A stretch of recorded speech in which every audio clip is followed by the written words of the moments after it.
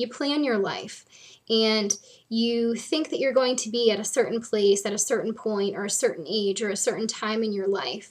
And you plan for your life to turn out a certain way, but it turns out a different way. And it's not necessarily bad, it's just different.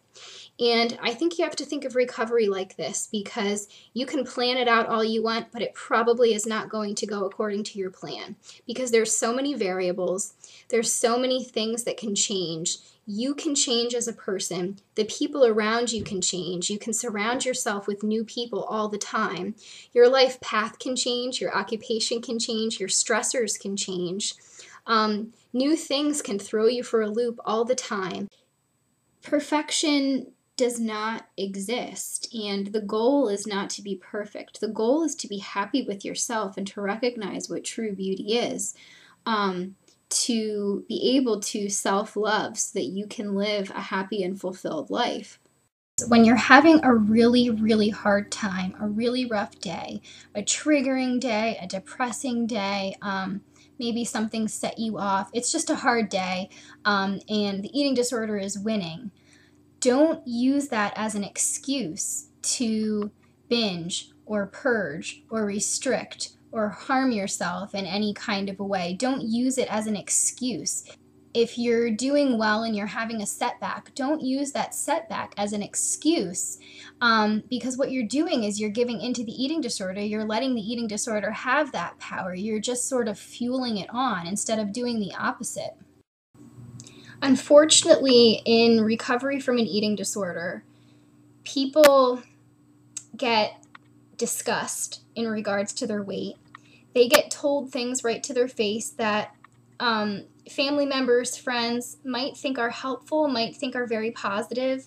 Things like, oh, you're looking so much healthier, or I see you've gained some weight, or your face looks fuller, or you've filled out more.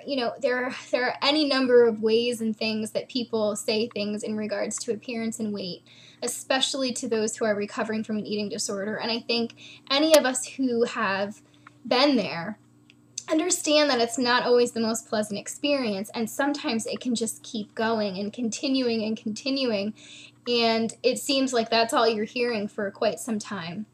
I think what you need to remember is what people are trying to tell you is they're so glad that you're back, or they're so glad that you're finally healthy, or they're so glad that you're finally looking well. You really have to read the kindness in the statements that are said, even if they irk you. Remember that if the people in your life know about your eating disorder, you can be upfront with them and you can make the first thing able to happen.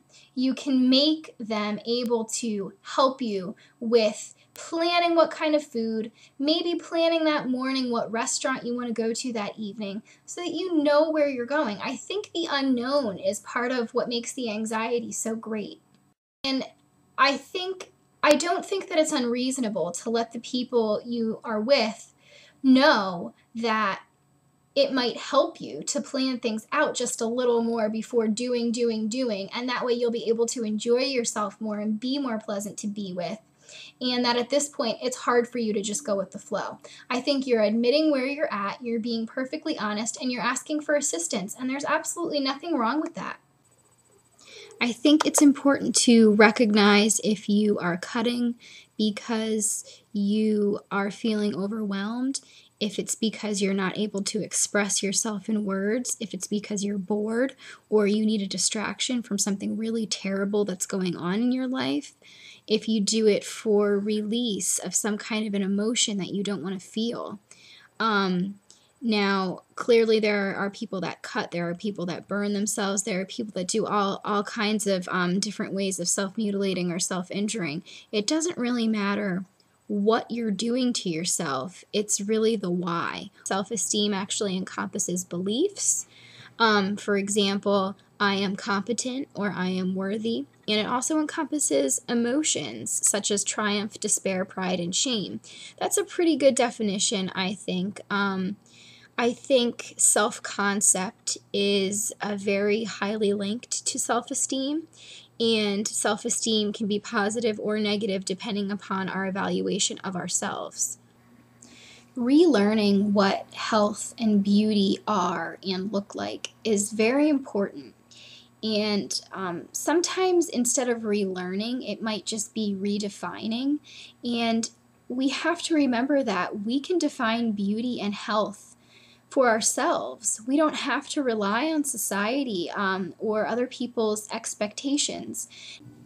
Don't settle for situations in which you are made to feel belittled or hurt or insignificant, because you're not insignificant. And certainly, if you are being abused in any way, shape, or form, you need to get help and you deserve to get help. People really do care. Like an eating disorder, self-harm can be a lot like an addiction. You feel that compelling pull to do it. You don't want to stop, or maybe you want to stop, but you don't know how. You feel like you can't give it up. Maybe it's sort of like a little reward or something that you feel that you deserve. Whatever the reason is, it's really important to learn other coping mechanisms besides the self-harm. Don't be your own worst enemy. Be your best cheerleader. I challenge you to do this in a blank page of a notebook or in a drawing book, or however you best get your thoughts out on paper. Maybe you want to make a collage, whatever it is. Go to a blank page and write what recovery means to me, and then fill it with pictures that you cut out of magazines. Fill it with words that mean something to you. Fill it with poetry, fill it with sentences, fill it with quotes. Whatever recovery means to you, however creatively you want to express that, make a collage, make a notebook journal entry, make a drawing, make a piece of art. Whatever speaks to you, whatever can get your thoughts out, put and express what recovery means to you, and then look back at that and keep saying to yourself, that's what recovery means for me. That's what I want to achieve. And just keep shooting for that every day that you live. Don't give yourself deadlines and huge unattainable goals. I hope you all are having a wonderful week, and I'll see you next time. And I will see you next time. And I will see you next time.